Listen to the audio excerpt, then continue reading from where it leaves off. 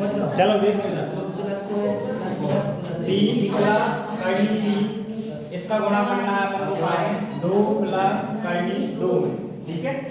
चलो देखो सबसे पहले 3 का गुणा करेंगे इन दोनों में, ठीक है। तो अपन ने 3 का गुणा इन दोनों में करेंगे, ये लिख लिया, ब्रैकेट ऑफ कर दिया, ठीक है।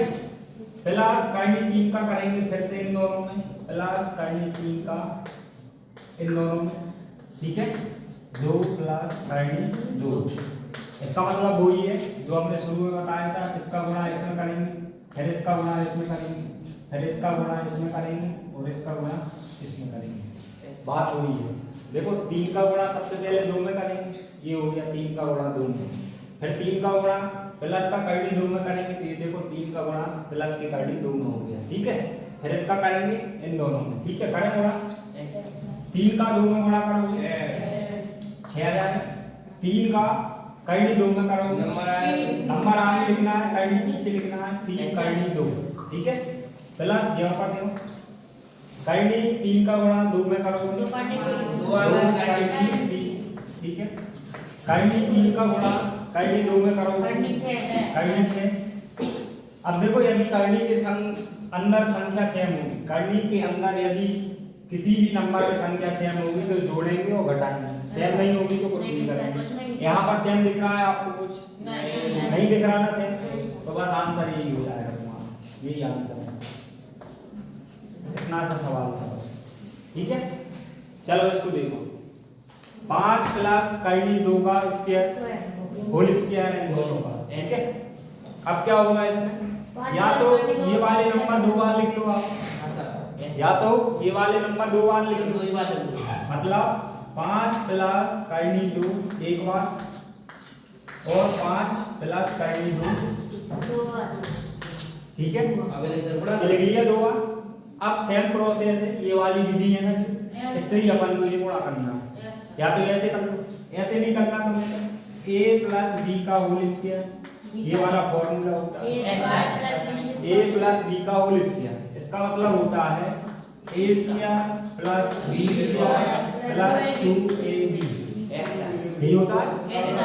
a की जगह पर रखेंगे 5, ये रख दिया 5, b की जगह पर रखेंगे कर्णी 2, ये रख दिया, और इन सब का क्या है होल स्क्वायर बराबर a का स्क्वायर मतलब 5 का स्क्वायर, ये लिख दिया 5 का स्क्वायर प्लस b का स्क्वायर मतलब कर्णी 2 का स्क्वायर, ये हो गया तुम्हारा कर्णी 2 का स्क्वायर प्लस 2 यहाँ का क्या, ठीक है, गुणा a मतलब 5 और b मतलब कर्णी 2, ठीक है। ये आ गया। अब इसकी वैल्यू चाहिए अपन को, ठीक है। 5 का स्क्वायर मतलब 5 गुणा 5 25 आया। अब कर्णी 2 का स्क्वायर मतलब कर्णी 2 गुणा कर्णी 2 बार लिखना पड़ेगा। अब कर्णी के अंदर संख्या सेम है, गुणा करेंगे तो वही नंबर आएगा, प्लस का 2, 4 नहीं आएगा, वही नंबर आएगा, ठीक है। 2 गुणा 5 10 कर्णी 2, 10 कर्णी 2। अब देखो कर्णी के अंदर कोई संख्या सेम है क्या, नहीं है, लेकिन ये वाला नंबर है और ये भी नंबर है। 25 प्लस 2 कितने हो जाएंगे 27 प्लस 10 कर्णी 2, ये तुम्हारा आंसर हो जाएगा। तो वैसे भी कर सकते थे आप, देखो 5 का गुणा 5 में करते 25 प्लस 5 का गुणा कर्णी 2 में करते 5 कर्णी 2, ठीक है। फिर प्लस कर्णी 2 का गुणा 5 में करते 5 कर्णी 2, फिर प्लस कर्णी 2 का कर्णी 2 में करते 2, ठीक है 25। अब देखो कर्णी के अंदर संख्या सेम है तो 5 कर्णी 2 प्लस 5 कर्णी 2 10 कर्णी 2 हो जाएगा, जोड़ना है ना। 5 कर्णी 2 प्लस 5 कर्णी 2 कितना हो जाएगा 10 कर्णी 2 प्लस का ये 2। अब देखो ये नंबर है, ये नंबर 25 और 2 कितने हो जाएंगे 27 प्लस 10 कर्णी 2, ये देखो आंसर सेम आ रहा है, ठीक है। दोनों विधि बता दी, आप कोई से भी कर सकते हो। आ गया समझ में सबको, कुछ नहीं करा अपन ने, बस 3 का गुणा इन दोनों में किया, फिर प्लस का कर्णी 3 का गुणा इन दोनों में किया, गुणा करना आपको आते ही। इसमें क्या है 5 प्लस कर्णी 2 का होल स्क्वायर है, या तो 2 बार लिख लो इन संख्याओं को, या फिर डायरेक्ट फॉर्मूले से कर सकते हो a प्लस b का स्क्वायर बराबर a square plus b square plus 2ab। a की जगह पर रखोगे 5, b की जगह पर कर्णी 2, जहां जहां भी आ रहा है, ठीक है। लिख के कैलकुलेशन करना है, बस लिख लो इसको।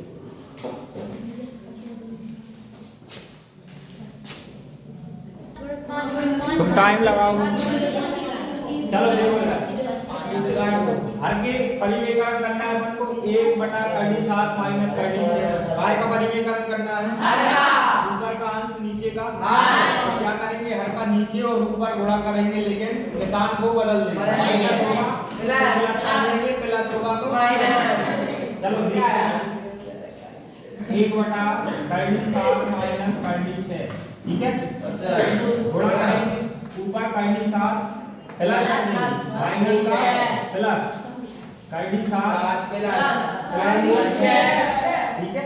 Okay sir. नीचे हमेशा एक फॉर्मूला काम करेगा, कौन सा वाला? a माइनस b, अरे a प्लस b बराबर क्या होगा? a square minus b square. मतलब आपको कुछ नहीं करना, a का गुणा a में करना है और b का गुणा b में करना है और बीच में माइनस रखना है, ठीक है। आप 7 का गुणा 7 में करोगे और 6 का गुणा 6 में करोगे। अब ऐसे नहीं करोगे कि पहले 7 का इसमें, फिर इसमें, फिर इसमें, फिर इसमें, ठीक है। वैसे भी हो जाएगा, ऐसे भी हो जाएगा। चलो इसका गुणा करो, कर्णी 7 प्लस कर्णी 6 का 1 में गुणा करोगे तो 1 से संख्याओं में कोई बदलाव नहीं होगा, ठीक है। ऊपर आ गया कर्णी 7 प्लस कर्णी 6 और नीचे कर्णी 7 का कर्णी 7 में गुणा करोगे तो 7 आएगा, केवल 7 माइनस लगाओगे बीच में, कर्णी 6 का कर्णी 6 में करोगे तो 6 आएगा, ठीक है।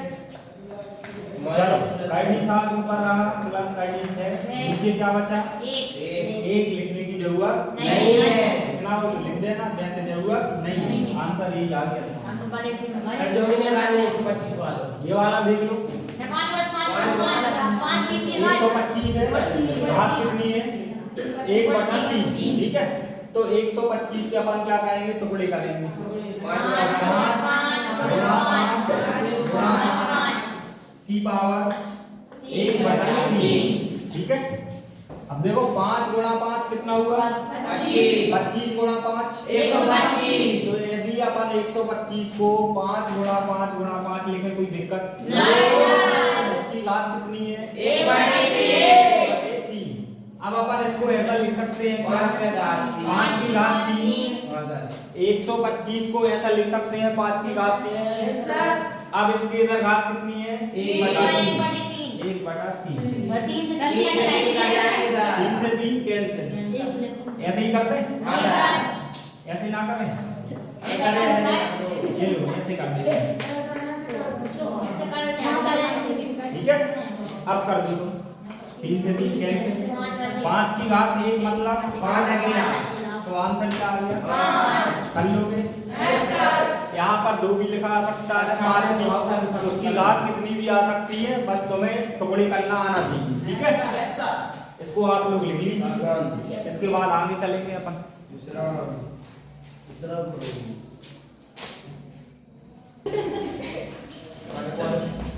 डेट नहीं बदला तुमने, क्या है?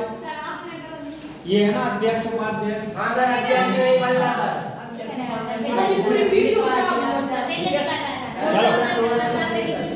चलो ठीक है, बात नहीं करो, बेवकूफ हो। ये बहुपद है, ठीक है। माना कि बहुपद क्या है? dx बराबर क्या है? 5x minus 4x। ये एक बहुपद है, ठीक है। यहाँ पर क्या है? x बराबर 0 का मान रखना है। तो सबसे पहले अपन x बराबर 0 ठीक है, इधर देखो x बराबर 0 रखने पर इधर देख लो, आप लोग लिख लेना, ठीक है। x बराबर 0 रखने पर तो कहाँ पर रखेंगे? x बराबर 0 इस वाले बहुपद में जहाँ जहाँ पर भी x है उधर अपन x बराबर क्या रखेंगे? 0 रखेंगे।